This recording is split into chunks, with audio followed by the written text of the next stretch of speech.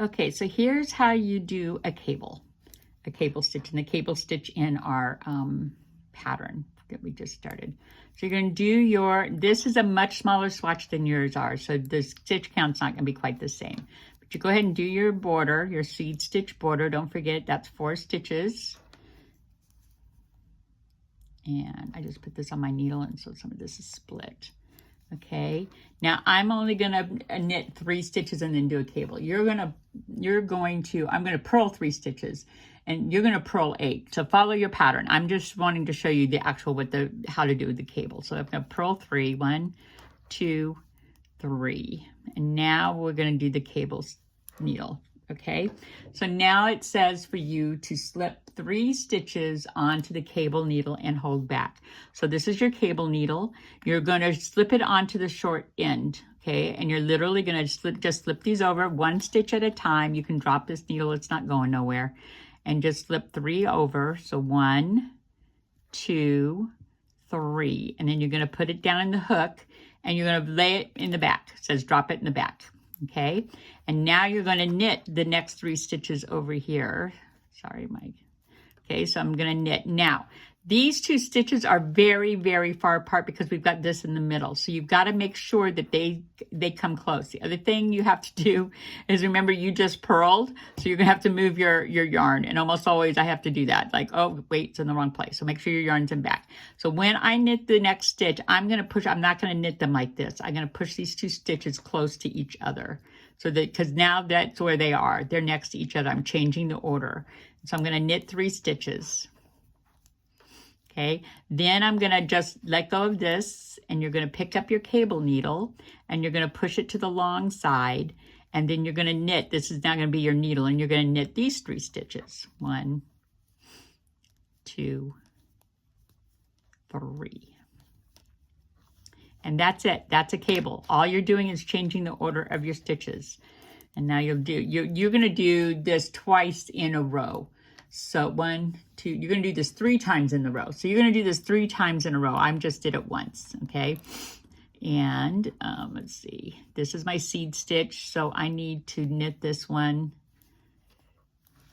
purl this one,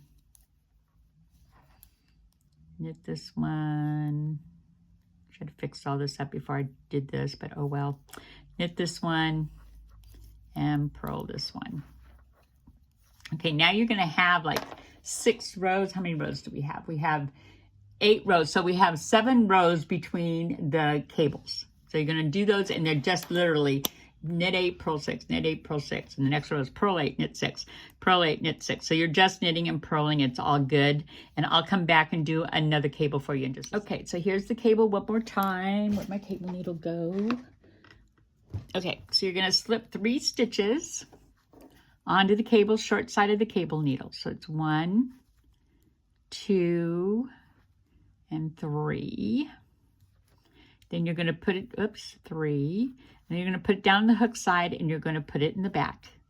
Then you're going to knit this next stitch. You're going to put it really close. Oopsie, I've still got in front like the purl, so got to put it in back.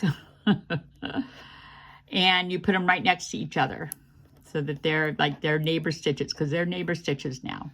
2, 3. Okay, now you're going to drop this needle out, and you're going to push this over to the long side of the cable needle so you can use it as the needle. And that's 1, 2, and 3. And that's your cable. Now you're going to purl some stitches, and yeah. Okay, hold on. And then you're going to, when you get to the seed stitch, you're doing your seed stitch border.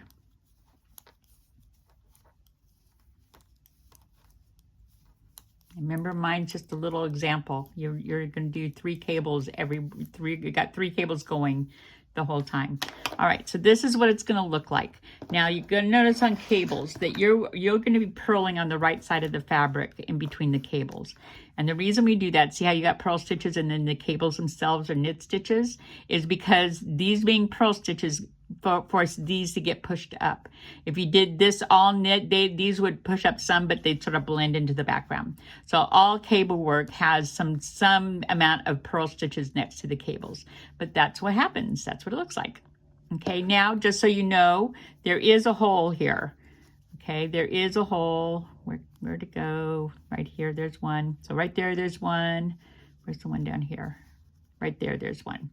Okay, so there is a hole. You switched stitches around. So there is a hole, and that's why it's so important to do those 2 stitches really close together, and because it helps hide the hole. It makes it so that it's tight enough to where the hole doesn't really show. But it is a hole, so if you like all of a sudden realize you got a hole, if you're seeing too much of your hole, just tighten up a little bit more between when you do the first stitch with the needle, and then same with the cable needle. You're stretching these stitches a lot. Like this stitch here, this little stitch right here is being stretched. See how elongated it is?